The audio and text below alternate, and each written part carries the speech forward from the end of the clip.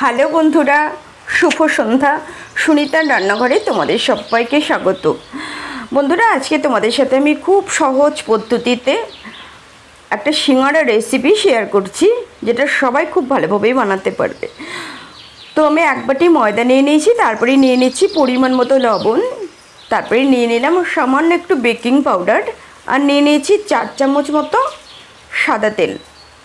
এবার ভালো করে চেপে চেপে ময়াম করে নিলাম। ময়াম করা হয়ে গেল। এইবার ময়দাটা আমি ঠান্ডা জল দিয়ে মাখিয়ে নেব।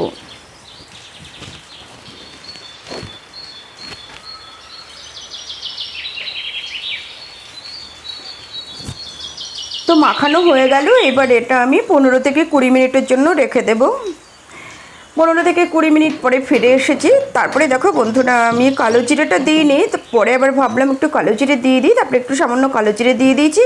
তোমরা চাইলে নাও দিতে পারো, আবার দিতেও পারো। তারপরে দেখো পাতলা করে বেলে নিয়েছি একটা রুটি। এইবার এইভাবে একটা টিফিন কোটো ঢাকনার সাহায্যে গোল যে কোনো একটা কিছু দিয়ে তোমরা কেটে নিতে পারো। তারপরে দেখো একদম সহজ পদ্ধতিতে আমি তোমাদের দেখিয়ে দিচ্ছি। এবার চাকু দিয়ে মাঝামাঝি দিকে কেটে নেব। একবার কেটে নিলাম মাঝামাঝি দিকে।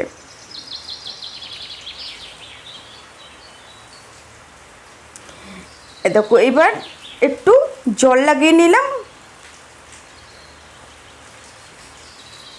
নিচের দিকটা জোড়া লাগিয়ে মুখটা বন্ধ করে দিলাম। এবার উপরের দিকটা জোড়া লাগিয়ে মুখটা বন্ধ করে দেব। একদম সহজ পদ্ধতি।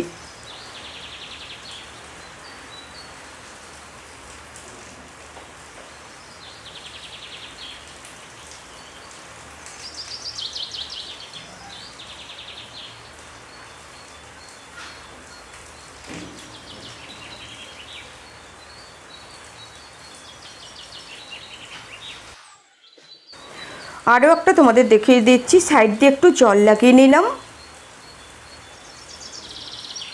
তারপরে একদম মাঝখানে পুরটা দিয়ে দিয়েছি। এবার নিচের অংশটা এইভাবে ধরে চেপে চেপে মুখটা বন্ধ করে দেব।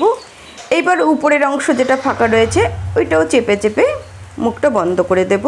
একটু জল লাগিয়ে নিলাম যাতে আটকে থাকে।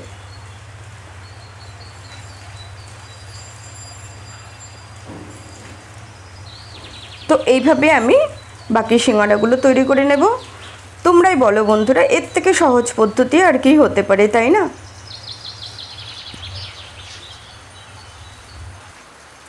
তো এভাবে সবগুলো সিঙ্গাড়া আমি তৈরি করে নিয়েছি। এবার চলো তেলে ভেজে নিচ্ছি।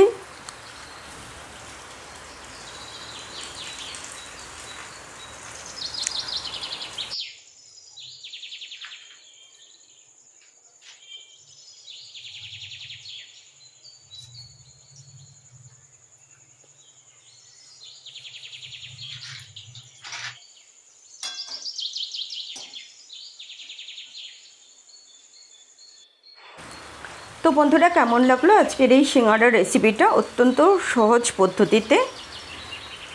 তোমরা আমাকে কমেন্টস করে জানিও।